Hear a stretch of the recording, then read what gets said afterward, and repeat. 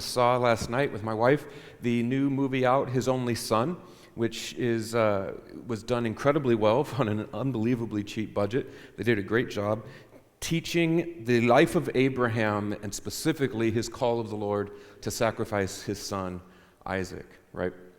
And so they do a wonderful job showing you parts that maybe if you've just read the story before, you never really have thought about.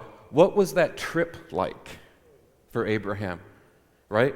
That 2 to 3 day trip to Moriah, the mountain where he was to go and travel to make the sacrifice. What was that like?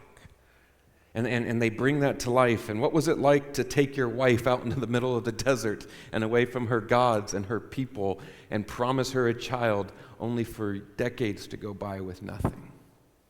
What was it like? How do you remain faithful as a husband? How do you remain trusting in this God that you keep having these visions with, but nobody else can see? And they do a wonderful job. So if you've got time this week, go see that. In that movie, the whole thing, it goes back and forth in the life of Abraham, and you get to see the different main events that you read about in Scripture, and as he's on the journey to Moriah. And in it, you see at the end, when he lifts the dagger, and the Lord's voice says, "Stop." And he's prepared the sacrifice, caught in the thicket.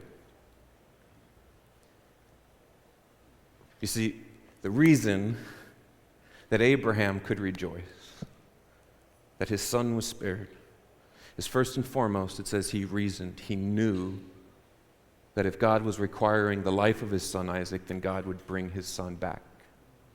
Because the promise of the nations was coming through that son. And so you get to see that moment. And it's beautiful how they end it, because they fade from that mountain with the father hugging his son on the altar to Golgotha, where you see Jesus and the two on the cross. God didn't spare his son. He didn't stop the dagger. Jesus took that. He was, as it said, cut off from the land of the living, so that you and I could have what? Peace.